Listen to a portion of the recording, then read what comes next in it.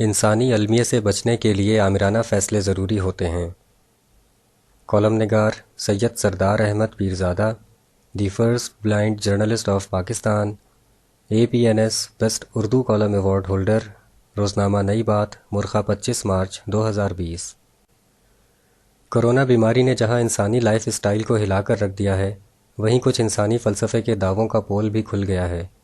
مثال کے طور پر جمہوریت کو عوام کی خدمت کا درست طریقہ کہا جاتا تھا، لیکن کرونا بیماری کے خلاف جنگ میں جمہوریت ناکام ہو گئی۔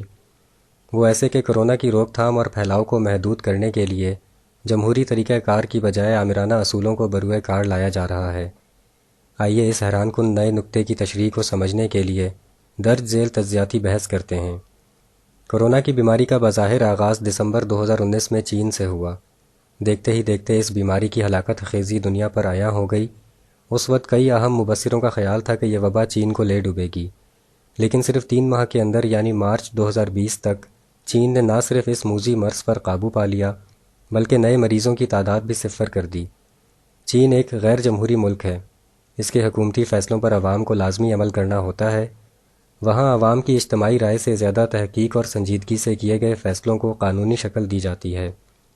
کرونا کی صورتحال کے دوران بھی چین نے مطلق العنان فیصلہ کرتے ہوئے کرونا سے متاثر آبادیوں کو تمام جمہوری شہری حقوق سے محروم کر دیا۔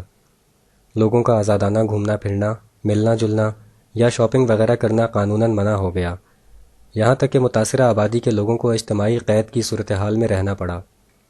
اگر کوئی چینی باشندہ انسانی جبلی تقاضے کو بلند کرتے ہوئے حکومت چین کے ان اقدامات کے خلاف ہلکی سی بھی آواز نکالتا تو اسے سخت انجام سے دوچار ہونا پڑتا۔ چین کے ان غیر جمہوری اقدامات پر جمہوری مغربی ملکوں میں اعتراضات ہوئے۔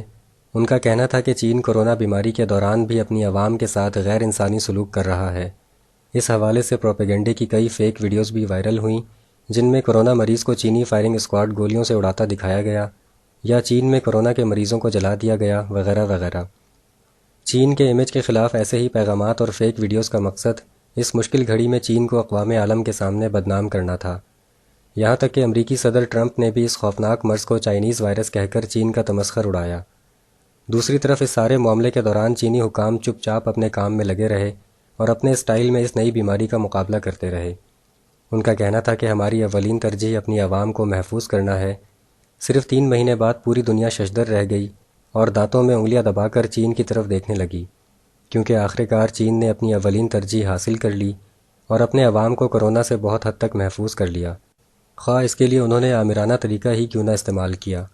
وہی مغربی جمہوری معاشرے جو چین کے کورونا بیماری کنٹرول کرنے کے آمرانہ طریقے پر تنقید کر رہے تھے، چین کے ماڈل پر عمل کرنے پر مجبور ہو گئے۔ مثلاً اٹلی ایک جمہوری ملک ہے۔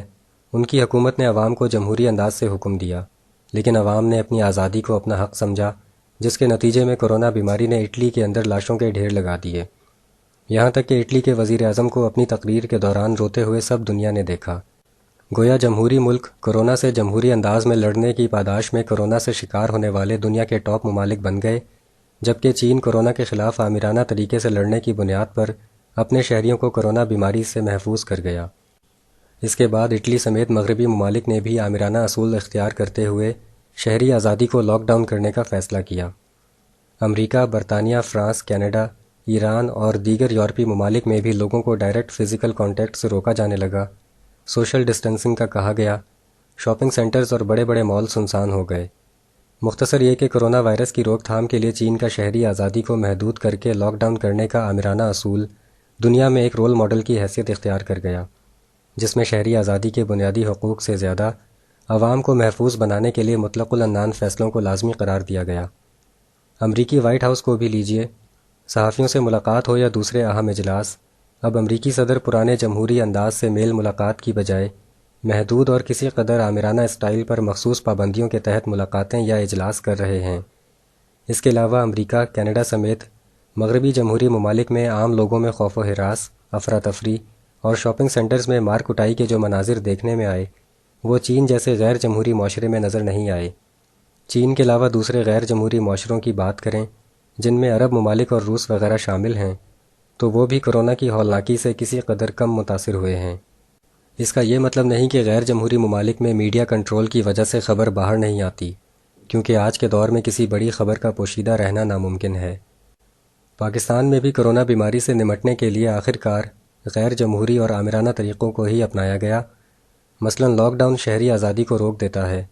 پیپلز پارٹی جو جمہوریت کی علمبردار ہے، اس کی حکومت نے صوبہ سندھ میں سب سے پہلے لاک ڈاؤن کا اعلان کیا۔ بے شک موجودہ حالات میں عوام کی بھلائی کے لیے یہ ایک بہترین فیصلہ ہے، لیکن جمہوری نہیں ہے۔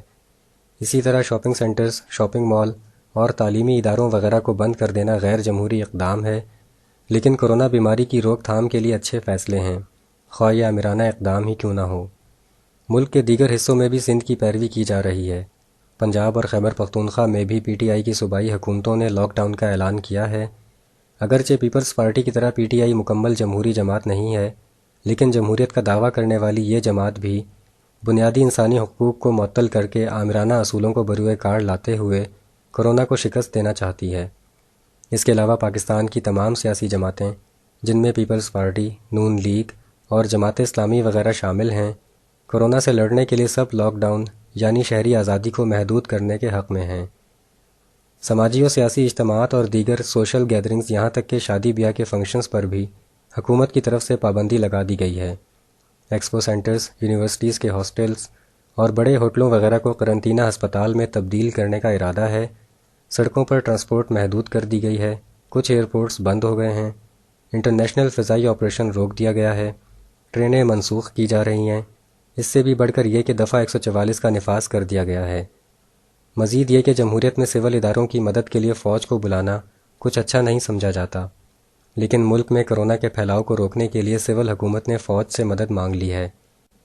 یہ سب اقدامات ایک شہری کے بنیادی حقوق کے خلاف ہیں اور جمہوریت ان کی اجازت نہیں دیتی، لیکن انسانی المیہ سے نمٹنے کے لیے جمہوری اقدار کو ایک طرف کرتے ہوئے آمرانہ فارمولے پر عمل کیا جا رہا ہے۔ ان تمام دلائل کے بعد یہ کہا جا سکتا ہے کہ انسانی فلاح و بہبود کے لیے بعض اوقات مطلق العنان فیصلے اور آمرانہ طریقہ کار ضروری ہو جاتا ہے۔ تو کیا انسانی معاشروں کو بچانے کے لیے مطلق العنان فیصلے اور آمرانہ طریقہ کار ہی نجات کا راستہ ہوتے ہیں؟ شکریہ، دی اینڈ۔